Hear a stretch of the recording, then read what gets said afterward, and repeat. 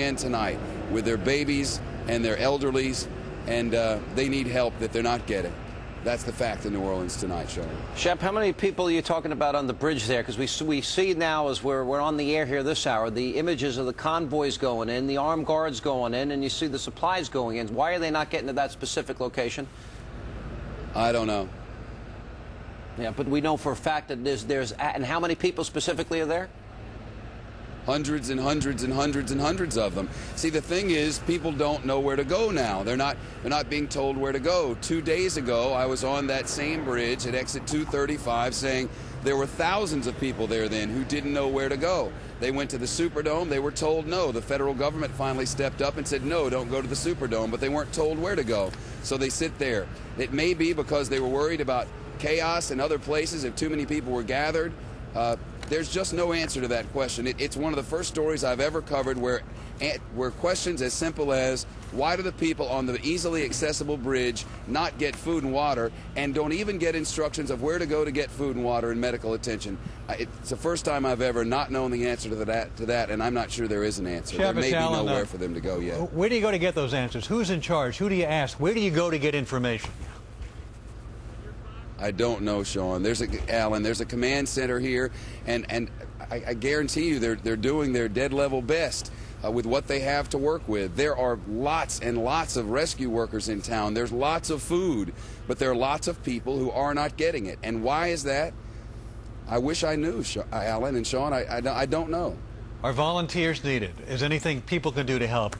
Do more people needed there to help distribute? If there are hundreds of people on bridges and on freeways who are living outside with tiny babies who aren't getting formula and elderly people who need medicine, yes, they are needed. How can you help? I think the answer is to send money to relief organizations. But you know, I don't want to sound crazy about this tonight. But Alan and Sean, we've seen this and we can smell it, and I don't know.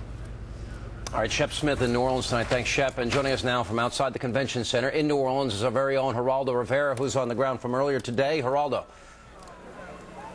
Sean, I can't emphasize what Shep just said enough. He said it exactly right. There's no earthly answer that anyone can understand why these people, after 6 days, are still in this filthy, miserable convention center. Why are they still here? There's the freeway here. I tell you what I would have done. What I would still do, I would say, let them walk out of here. Let them walk away from the filth.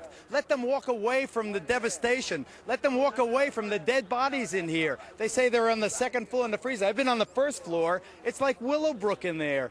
I'm telling you, Sean and Alan, this is, you cannot deny that it's 6 days since this natural disaster befell New Orleans. What has happened since is as bad or worse than what Mother Nature did. It's just, I mean, I can't understand that. I've only been here in Louisiana for less than a day. I left New York yesterday. But coming to the convention center, it is as if time stopped. It's as if I'm back and it's Wednesday. I saw Fox News on Wednesday, and people were here at this building, the convention center, saying, get us out of here, help us, help us. And now it's 48 hours after that, and the people are still here. None of them, as far as I know, not a single one has been bussed out of here. They're all still here. Why is that? God, I wish I knew. I wish someone could tell me. Where are the buses? There are so many buses that could, where are the, we had a flight 159th Fighter Wing. Louisiana came down, and they were bringing in doctors and medical supplies and kicking off the MREs out of the helicopters, but none of the people are there. Look at this. Look at this little baby. There's so many little babies. Here, tell me, how old is this baby? He's 15 months. 15 months, okay. I got a baby. You know I have a baby, and you see, there are so many babies here. It's just not, I mean, it's not, it's not a question of objectivity, it's a question of reality. This is how do you I don't know, man. Let them walk out of here. Let them walk the hell out of here. Let them get on that interstate and walk out, walk someplace, walk to the Walmart on the other side of the river, walk to some other town, walk someplace where you can help them. All you got here is thousands and thousands of people who have desperate, desperate needs 6 days later. These people in the same clothes. What do you think they're going to the bathroom? They don't wash their hands. They don't wash their face. These babies. What the hell? All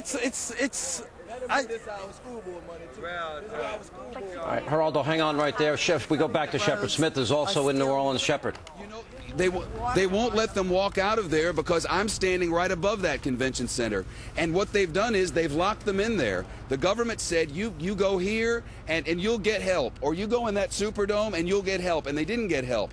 They got locked in there and they watched people being killed around them. And they watched people starving. And they watched elderly people not get any medicine. And now they know it's happening because we've been telling them repeatedly over and over every day. And you know what they're doing now? And I'm not blaming anyone. I'm telling you what's happening. They have set up a checkpoint at the bottom of this bridge. This is the bridge that takes you from New Orleans over into Gretna, from Orleans Parish into Jefferson's Parish. It's the only way out. It's the connection to the rest of the world. And they've set up a checkpoint, and anyone who walks up out of that city now is turned around. You are not allowed to go to Gretna, Louisiana from New Orleans, Louisiana. Over there, there's hope. Over there, there's electricity. Over there, there's food and water. But you cannot go from there to there. I think the government will not allow you to do it. It's a fact. I want to get some perspective here because earlier today, the images That is perspective. Hang on a second. That is all the perspective you need. Hang on a second. I want to get perspective in this sense. That earlier today, Fox was showing the images of the convoys, of the people getting in there. With the convoys, there was food, there was medicine, there was water, and there were supplies. So obviously, we are getting a lot closer than we were. So what is it going to take? What is the time frame? Is anybody saying that we're going to get that was going in there today to the people that you're talking about? No idea. No idea. Okay.